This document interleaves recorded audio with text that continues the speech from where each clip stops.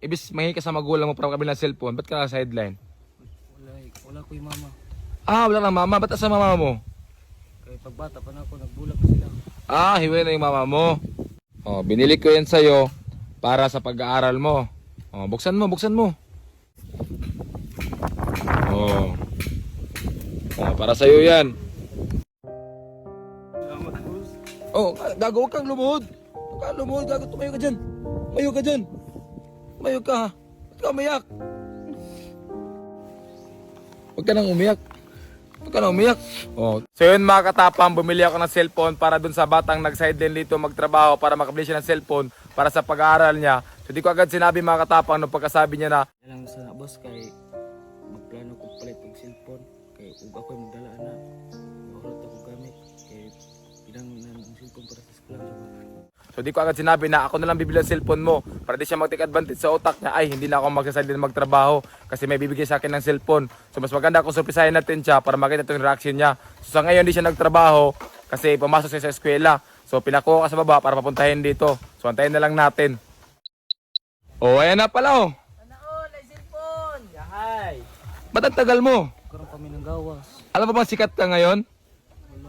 Umabot sa mahigit 5 million views yung upload ko sa'yo kahapon. Kasi maraming naawa sa'yo kasi wala ka daw cellphone. Pero akong classmate, naingon na nakita ko nila sa vlog. Ah, napanood ka ng magkasmit mo sa vlog. Ano masabi nila?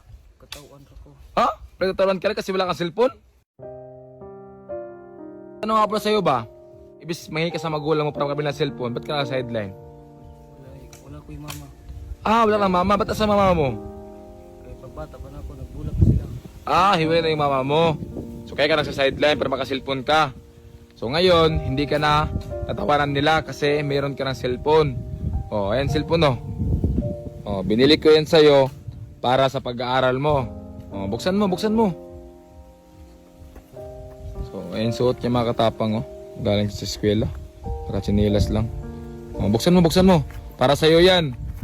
Para sa pag-aaral mo. Mag-aaral kang maayos ha. Oh. Oh, para sa'yo yan. Salamat, boss. Oh, gago, huwag kang lumuhod. Huwag kang lumuhod, gago, tumayo ka dyan. Tumayo ka dyan. Tumayo ka ha. Ba't ka umiyak? Kaya dugay ko ng gipungan din ng cellphone na. Karoon nakasilpon lagi ko.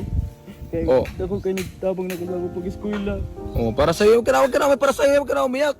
Dapat maging masaya ka kasi may cellphone ka na, huwag kang umiyak. Oh, para sa'yo yan oh.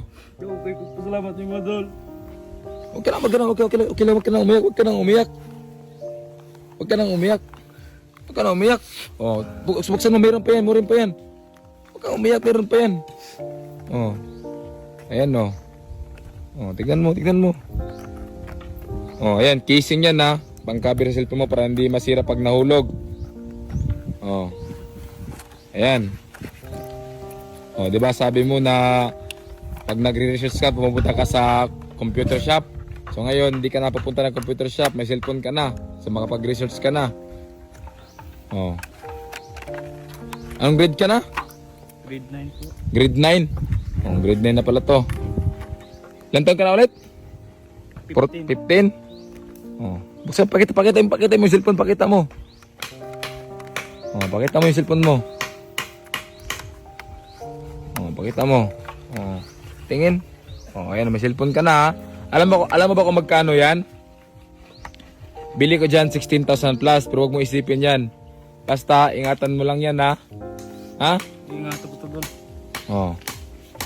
Yung sahod mo, sauli ko sa'yo para may pang-allowance ka. Oh. Magkano nga sahod mo? 1,750 yun, di ba? Oh, hawakan mo. Yung sahod mo. Oh. So, magkano na yan? 1,500. Oh, 2,000. Oh. Yung sahod mo para pang-allowance mo ha. Salamat dol.